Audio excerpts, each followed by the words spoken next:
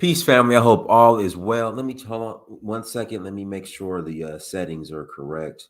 There we go. I hope all is well. I hope you guys are having a great Thursday or whatever day it is, wherever you're at. I hope you're having a great day. Hope your Christmas. Hope you had a great Christmas. I hope you got everything you wanted when you woke up Christmas morning and the night before you left cookies and milk under the Christmas tree or by the fireplace, however it works. And when you woke up on Christmas morning and you looked under the tree, I hope you received everything that you wanted. Guys, do me a favor, hit the like button again. Please hit the like button. Also, make sure you share, excuse me, and make sure you subscribe. I will greatly appreciate it. And I just want to thank you all for the support over the years. It really means a lot. Again, it really means a lot. Now, with some of these trainings, it was with some of them because it will be training indirectly because I'm going to focus more on stories. I think me sharing my stories while out in the field gives more credibility that I'm just not reading books and regurgitating information from books that the information that I'm giving you guys, I actually applied and still apply, but I applied at one time. So we won't be here long, but I wanted to share this story because I was thinking about this early this morning when I was journaling. And I'm going to call this one My White Boss and the H.N.I.C. So when I first landed my sales job, hold on. There we go. When I first landed my sales job at Cintas Corporation, this was back in 2010. In fact, I was hired or started, I want to say the Monday or Tuesday after the Super Bowl in 2010. That's when I started. So it was in February of 2010 is when I started. So when you get hired as a sales rep, you go through training. And this is for the majority of companies. They got to train you first. So it's supposed to be roughly 3 months. But I want to say my training period or probationary period, whatever you want to call it, was roughly like maybe 8 or 9 weeks, or even that. Because I told him, I said, look, I got to make some money. Like I'm broke. Like I need to get out there and make some money. So if we could speed this process up, as fast as possible, make it as quick as possible, so I could get out in the field, get my territory, and make some money. Because I was dead broke, y'all. I was broke. So how it worked, you would sell. So everyone had assigned territory. So we all had an assigned territory. So we had protected territories. And the sales rep in training, that's what I was called. Or like when you first started, it's called SRIT, I believe. And that stood for sales rep in training.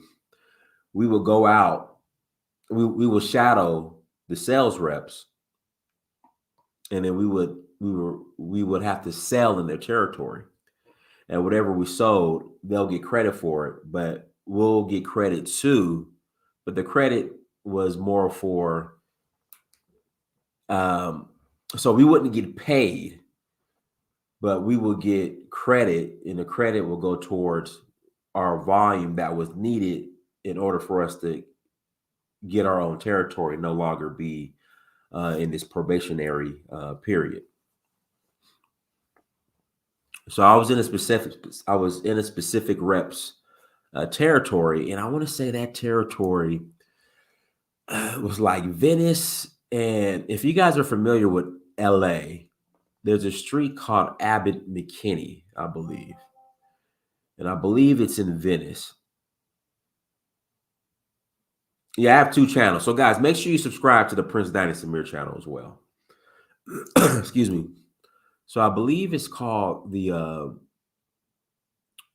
like a very popular street called Abbott McKinney. I believe that's Venice. I'm not sure.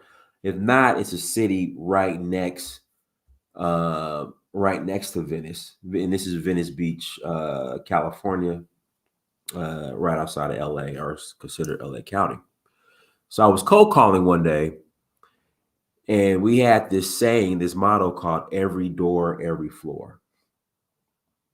Again, it's called "Every door, every floor." So just knock on every door, man. What you get is what you get.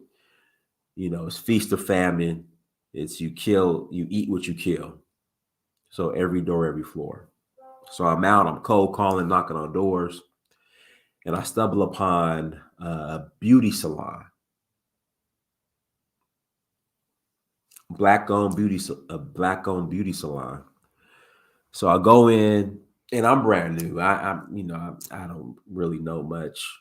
I'm still learning the sales process and how to sell and how to present. So I go in, I didn't present, but I scheduled the appointment. So, I met with the owner. I said, "Hey, can I come back tomorrow at, 10 a.m. or 9:30 a.m.? I forgot. And I'll bring my manager," who at the time was, yeah, I think he was one. No, he wasn't.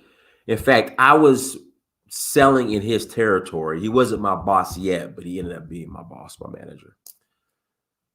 So I went back to the office, or I called him, said, "Hey, I scheduled an appointment for us. It's a legit appointment. It's a beauty salon, uh, off of Abbott McKinney tomorrow, 10 o'clock or 9:30. I forgot the time. Meet me there." So we meet there. We both show up. We go in. I'm presenting. My manager. He wasn't my manager at the time. He's there with me. So we would.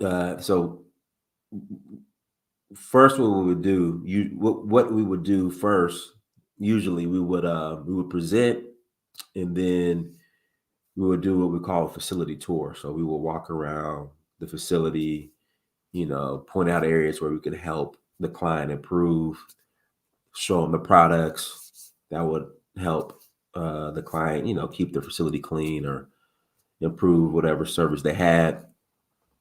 And then we would go over the numbers. So well, in fact, it was a beauty salon, and at the time, the manager, he was doing hair. So he had a client. So he had me just walk around, and I put some numbers together. I said, "Okay, Mister So and So, this is how much it will cost, every 2 weeks for the service." And he said, "Okay, let's do it." So I'm writing up the contract, putting down the items and uh, how much it will cost per item, and then of course they have to sign a contract. So I go to the owner, to get his signature. And so when it's time to sign, so under the signature, where they would print their name, they would sign, and then they will put their title. Guys, somebody's about to come to my door, so give me a second. When they come and knock, I'll gotta let them in. And so he prints his name, he signs, and then there's a section where they have to put their title. So on his title, and my manager is right here. My white boss is right here, like right next to me. So on his title, he puts H.N.I.C. Y'all know what that means. And so, I look at him, I'm like, "Sir, do you?" Oh, no, no, no. This is what happens. He wants me to write the title because he's busy doing hair. So I was like, "Okay, what's your title? Are you owner, manager? What are you? What are you?" He says, "I'm H.N.I." He's doing hair. He looks at me. He says, "I'm H.N.I.C." And like my white boss is like acting like he doesn't know what it means, but he knows what it means. He knows what it means. He's aware. He knows what H.N.I.C means because he started feeling uncomfortable. So I'm like, "Are you sure H.N.I.C? Like, what are you? Can I put manager or owner?" He said, "No." Put H.N.I.C. Head, excuse my language, head nigga in charge. So I write on there H.N.I.C.